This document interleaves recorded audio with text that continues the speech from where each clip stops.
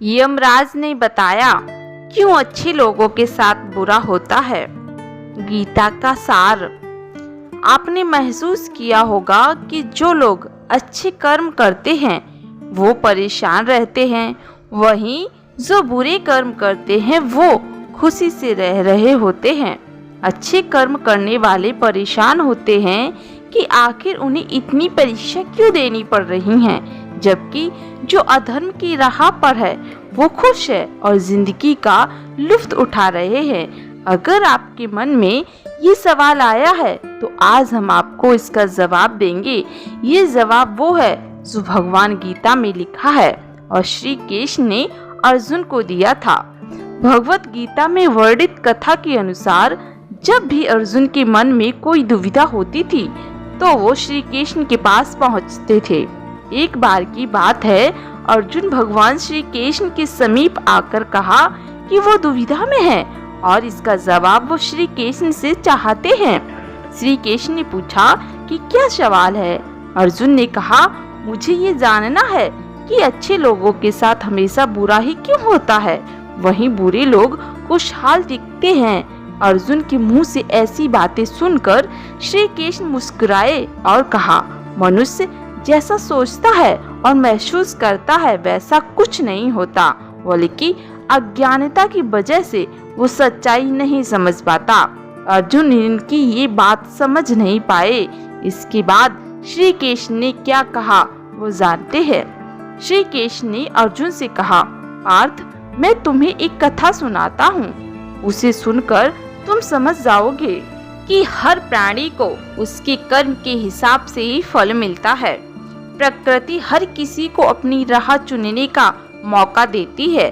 अब वो मनुष्य की इच्छा पर निर्भर करता है कि उसे धर्म की राह चुननी है या अधर्म की। कथा शुरू करते हुए श्री कृष्ण ने कहा, एक नगर में दो पुरुष रहा करते थे। एक पुरुष व्यवसायी था जिसके जीवन में धर्म की बहुत महत्ता थी, जो पूजा पाठ में यकीन रखता था। वो हर रोज मंदिर जाता था और दान धर्म भी करता था और हर रोज भगवान की पूजा करता था। वहीं दूसरा पुरुष बिल्कुल विपरीत था। वो हर रोज मंदिर तो जाता था लेकिन पूजा करने नहीं, बल्कि मंदिर के बाहर से जूते चप्पल चुराने। उसे दान और धर्म से कोई लेना देना नहीं था। समय व्यतीत गया और एक दिन बहुत जोर की बारिश हो रही थी। इस वजह से मंदिर में पुजारी के अलावा कोई नहीं था। ये बात जब दूसरे पुरुष को पता चली तो उसके ने कहा कि ये सही मौका है मंदिर का धन चुराने का। पंडित से नजर बचाकर उसने मंदिर का सारा धन चुरा लिया। उसी समय धर्म कर्म में विश्वास रखने वाला व्यक्ति भी मंदिर पहुंचा। दुर्भाग्य से मंदिर की पुजारी ने उसे ही चोर समझ लिया और चिल्लाने लगे।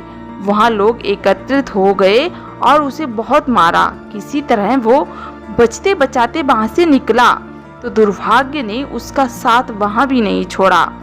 मंदिर के बाहर वो एक गाड़ी से टकरा गया और घायल हो गया। फिर वो व्यापारी लंगड़ाते हुए घर जाने लगा तो रास्ते में उसकी मुलाकात उस पुरुष से हुई जिसने मंदिर से धन चुराया था। उसने कहा, आज तो मेरी किस्मत चमक गई, एक साथ इतना सारा धन मिल गया। ये सब देखकर उसे बहुत बुरा लगा। उसने अपने घर से भगवान की सारी तस्वीर निकाल दी। कुछ सालों बाद दोनों की पुरुषों की मृत्यु हो गई। मरने के बाद जब दोनों यमराज की सभा में पहुंचे तो भले पुरुष ने दूसरे व्यक्ति को देखा तो उसे बहुत गुस्सा आया। उसने क्रोधित होकर यमराज से पूछ ही लिया, मैं तो हमेशा अच्छे कर्म करता था, दान में विश्वास रखता था, उसके बदले जीवन भर मुझे अपमान और दर्द ही मिला और इस व्यक्ति को नोटों से भरी पोटली, आखिर ऐसा भेदभाव क्यों? इस पर यमराज ने कहा, पुत्र, तुम गलत समझ रहे हो। जिस दिन तुम्हारी गाड़ी से टक्कर हुई थी वो दिन तुम्हारे जीवन का आखिरी दिन था, परंतु तुम्हारे अच्छे कर्मों की वजह से तुम्हारी मौत सिर्फ एक छोटी सी चोट में बदल गई।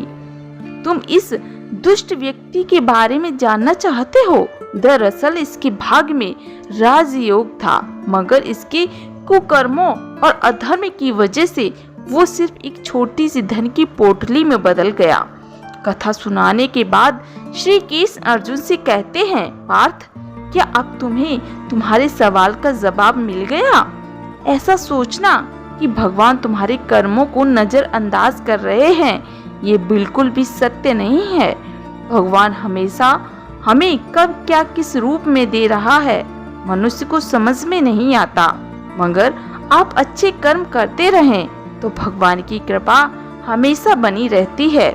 इसलिए अपने अच्छे कर्मों को बदलना नहीं चाहिए, क्योंकि उसका फल हमें इसी जीवन में मिलता है।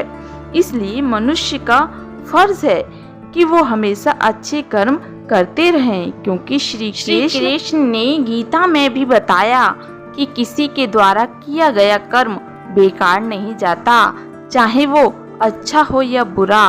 दोस्तों, आपको जानकारी कैसी लगी हमें कमेंट में बताएं और हमें सपोर्ट करते रहें ताकि हम मोटिवेट होते रहें। धन्यवाद।